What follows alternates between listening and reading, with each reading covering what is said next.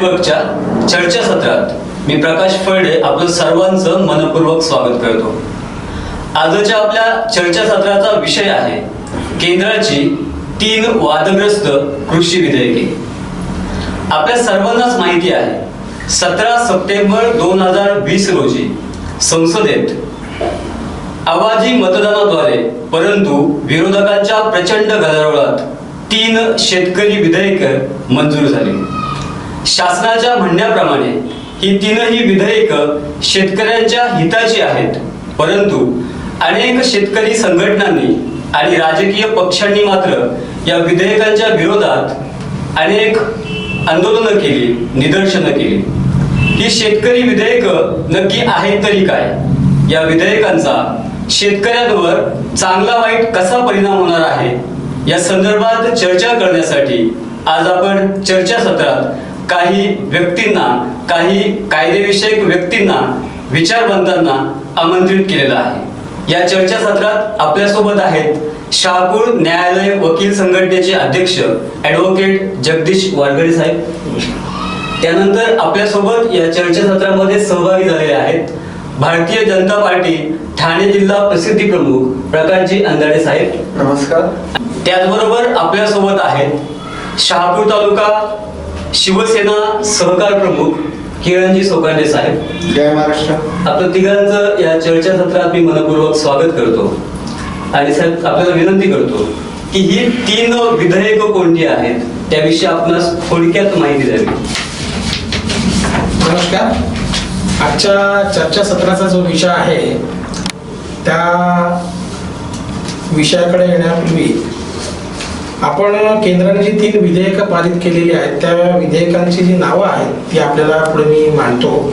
एक आहे farmers produce trade and commerce promotion and facilitation bill 2020.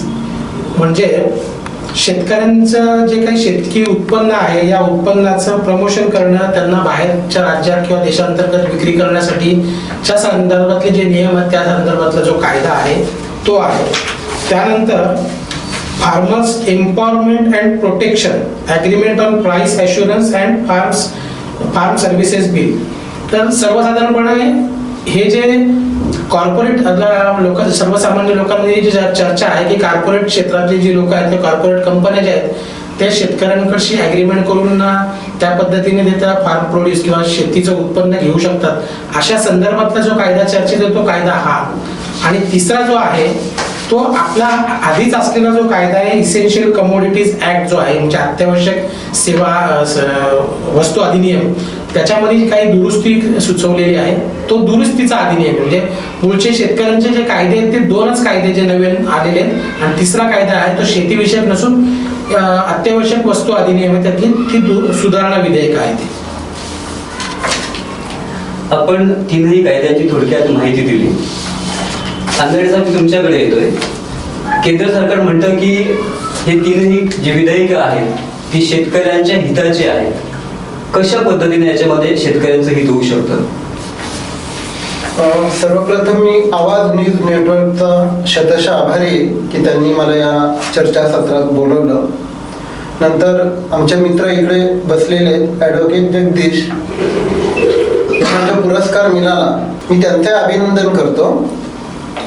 केंद्र सरकारने जे 3ही कायदे पास केलेत हे यासाठी महत्वाचे आहेत. यातील पहिला कायदा जो आपल्याकडे आहे तो न्यूनतम समर्थक मूल्य MSP. शेतकऱ्यांना आपला माल कृषी उत्पन्न बाजार समिती सोडून इतर कुठेही नेऊन विकता यावा, ज्या ठिकाणी त्याला आपल्या मालाची सर्वात जास्त किंमत मिळेल अशा ठिकाणी त्याला आपला माल विकता यावा या दृष्टीने केलेला हा कायदा आहे. आणि सेकंड जो कायदा आहे त्या अंतर्गत असं सांगितलेलं आहे की तुम्ही तुमची शेती, आज जी शेती तुम्ही कसता, बऱ्याचदा मुख्य विषय असा होतो की आपल्याकडे जो पाऊस आहे हा पाऊस अवेळी कधी येतो कधी जातो, यामुळं पिकांचं खूप मोठ्या प्रमाणात नुकसान होतंय.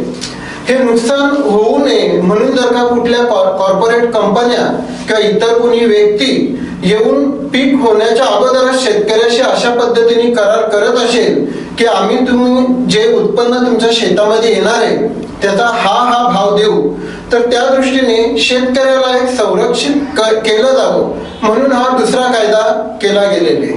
तर माझ्या दृष्टीने दोन्ही कायदे शेतकऱ्यांच्या दृष्टीने खूप महत्त्वाचे आहेत. सोकांडे साहेब यांच्या म्हणण्याप्रमाणे किंवा शासनाच्या म्हणण्याप्रमाणे तीनही कायदे जर शेतकऱ्यांच्या बाजूचे असतील किंवा हिताचे असतील तर मग एवढ्या मोठ्या प्रमाणामध्ये शेतकरी संघटनांनी आंदोलन का उभारली? सर्वप्रथम मी आपल्या आवाज न्यूज आपल्या चॅनेलला आभार मानतो की आपण शेतकऱ्यांचा हा ज्वलंत विषय चर्चेला घेतला. त्यात आपले नामवंत वकील साहेब आहेत, भारतीय जनता पार्टीचे आपले प्रसिद्धी प्रमुख आहेत आणि मलाही बोलवलं त्याबद्दलही आपले आभार. हे तीनही कायदे ज्यावेळी केंद्र सरकारने केले, केंद्र सरकारने हे कायदे केले शेतकरी हिताचे म्हणून, परंतु यात कुठेतरी शेतकऱ्यांचं नुकसानच दिसते. आणि या सरकारच्या घटकांपैकी एक अकाली दल पक्ष होता आणि या अकाली दलासह विरोधी पक्षाने देखील या बिलचा किंवा या कायद्यांचा विरोध केलेला की जेणेकरून आपण बाजार समित्यांच्या बाहेर किंवा इतरत्र आपण माल विकू शकतो, पण त्यामुळे बाजार समित्यांचा जो काय राज्याला शुल्क मिळणार होता तो मिळणार नाही. जी आधारभूत किंमत शेतकऱ्याला मिळणार होती त्याच्यामध्ये कुठेतरी गोंधळ होतो. तिसरा म्हणजे ज्या इनाम आणि ई ट्रेडिंग या ज्या हे चालतंय ते संपूर्णतः बाजारांवर अवलंबून असतो आणि जर बाजारपेठात नामशेष झाल्या तर या सर्वांवर त्याचा परिणाम होतो आणि म्हणून त्या दुरुस्त्या त्यांनी सुचवलेल्या, पण कोणत्याही दुरुस्त्या न करता केंद्र सरकारने तो हा विधेयक पास करून घेतला आणि म्हणून त्याला विरोध करत त्या सरकारमधलं ते पक्ष अकाली दल हा त्या केंद्रातून सत्तेतून बाहेर पडला आणि त्यानंतर त्या शेतकऱ्यांच्या आंदोलनाला जे काही बळ मिळालं, मी तर पंजाब राज्यातील शेतकऱ्यांचं सर्वप्रथम अभिनंदन करेल की या कायद्याला विरोध होणं जे चुकीचं आहे त्याला विरोध व्हायलाच पाहिजे आणि त्याप्रमाणे त्यांनी विरोध करतायत. आज कित्येक दिवस, मला वाटते 10 दिवसांपेक्षाही जास्त काळ उलटलाय आणि ते आंदोलन दिल्लीमध्ये चालू आहे आणि आज आपल्या राज्यातून सर्व राज्यातून त्या विधेयकांना विरोध होतोय. दुसरा त्यांनी सांगितलं की कंत्राटी पद्धत, कंत्राटी पद्धतीने जे होणार आहे त्यात कंपन्यांशी करार करताना शेतकऱ्याला किमती ठरवताना अडचणी येणार आहेत, शेतकऱ्याला त्याच्या मालाचा भाव ठरवताना अडचणी येणार आहेत.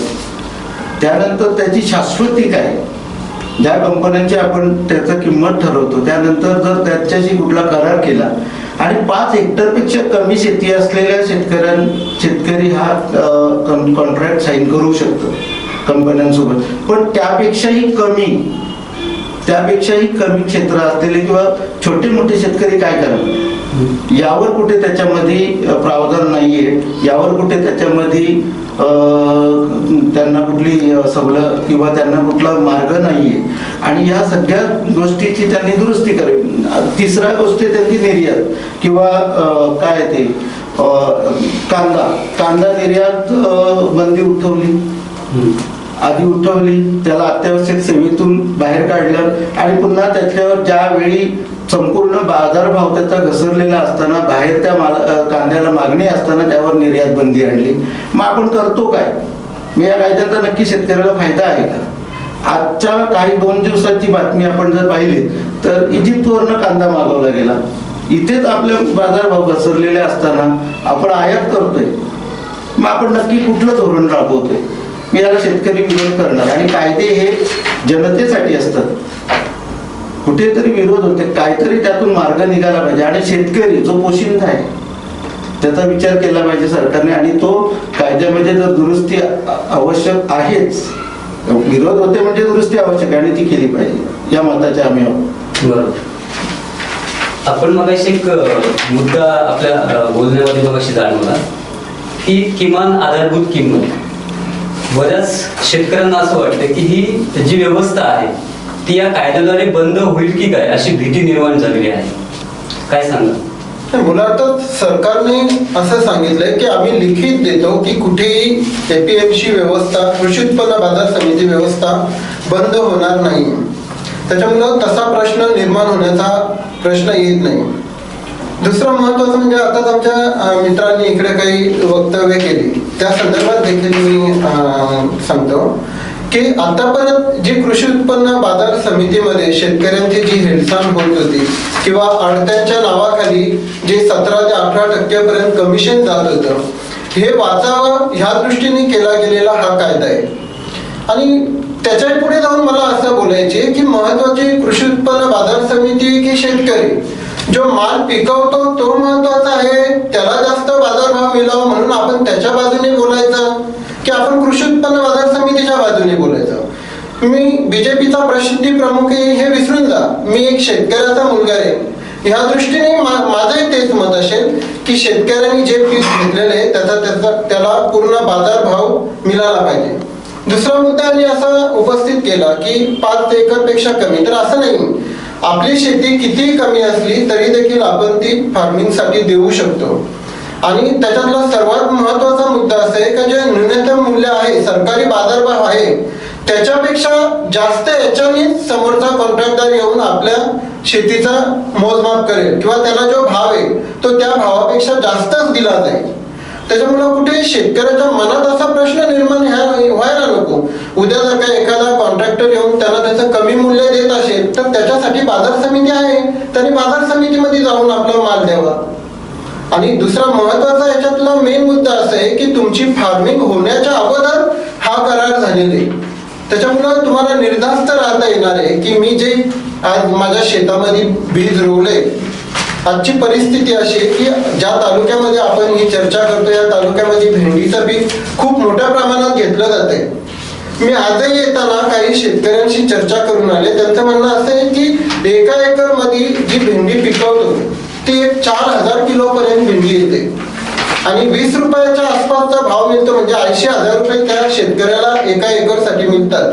परंतु ती 4,000 किलो भेंडी तोडण्यासाठी त्याची मजुरी जवळजवळ 40,000 रुपये जाते. ह्या सर्व गोष्टीचा विचार जर का केला तर शेतकऱ्याच्या हातामध्ये काहीच येत नाही. त्यामुळं हे कायदे होणे खूप गरजेचं होतं आणि सरकारने जे कायदे केले ते योग्य आहे. तिसरा मुद्दा आला शेतकरी. जे शेतकरी आपल्या मोर्चामध्ये इंदिरा को ठोका है, मोदी क्या चीज आहे असं वक्तव्य करतात, ते खरंच शेतकरी आहेत का, हा पहिला प्रश्न माझ्या मनामध्ये निर्माण होतो. आजही आपल्या सीमा लेह लडाख मध्ये जाणारे रस्ते अडवलेत, तिकडे जवानांच्यासाठी जाणारा अन्नधान्य पुरवठा सर्व विमानाने करावा लागत आहे. खरंच शेतकरी असेल तर तो या गोष्टीचा प्रामुख्याने विचार करील की माझ्या देशाचे जवान तिकडे सीमेवर असताना मी त्यांची रसद कशी तोडू शकतो.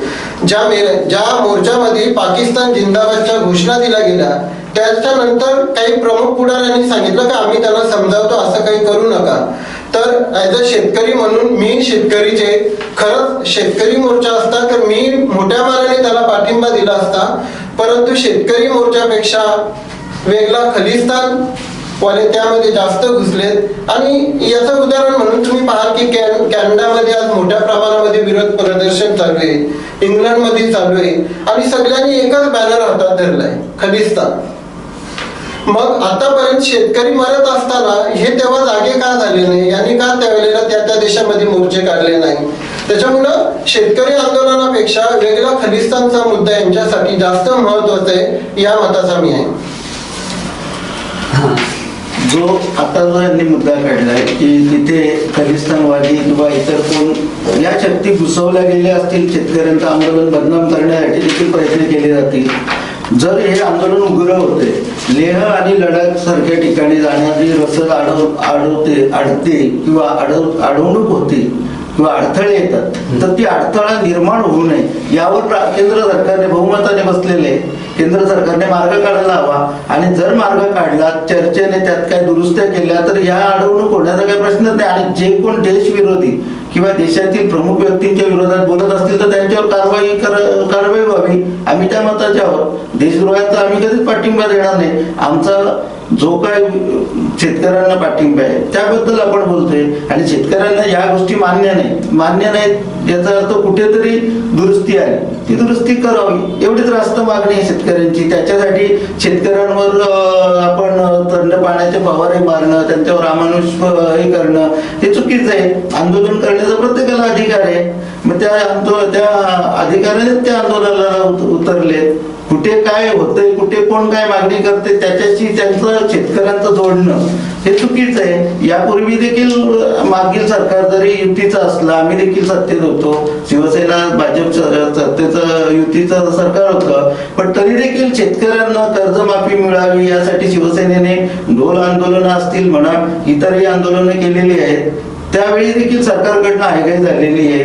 कर्जमाफी दिलेल्या शेतकऱ्यांच्या खात्यामध्ये शेवटपर्यंत पैसे पोहोचले नाहीत. अशा अनेकच्या गोष्टी आहेत. कधी नव्हे तो शेतकरी बळीराजा संपावर गेला. या ज्या आपल्या राज्याचाच विचार केला तर आपण कुठे आहोत? आणि मग जे केंद्रात जे चाललंय किंवा शेतकरी विरोधच करतोय, निव्वळ फक्त पंजाबचे शेतकरी हा विषय नाही, जे देश विरोधी बोलतात त्यांच्यावर कठोर कारवाई व्हावी या मताचे आम्ही आहोत. पण जे खरंच शेतकरी आहेत, ज्या शेतकऱ्यांना खरंच दुरुस्ती हवी आहे, देशातील शेतकऱ्यांना दुरुस्ती हवी आहे, तर नक्कीच त्यात दुरुस्ती व्हावी. बाकी दुसरा कुठला विषय नाहीच आहे त्यामध्ये वेगळा. शेतकऱ्यांचं नुकसानच आहे त्यामध्ये. प्रेक्षक हो, आजच्या या चर्चासत्रात विविध मुद्द्यांवर ही चर्चा अशीच चालू राहणार आहे. पुन्हा आपण भेटूया आणि आपली ही चर्चा अशीच चालू ठेवूया.